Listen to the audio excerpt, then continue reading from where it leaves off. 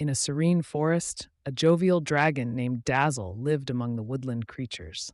Not terrifying like his kin, Dazzle was rather unique with his sneezes of dazzling sparkles.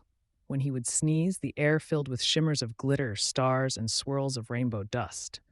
It was a delightful spectacle to see. One gloomy day, the playful ambience of the forest faded as dark clouds veiled the sky, much to the animals' dismay. No longer able to frolic around, their spirits dampened. Spotting the distress of his friends, a gleam lit up in Dazzle's eyes.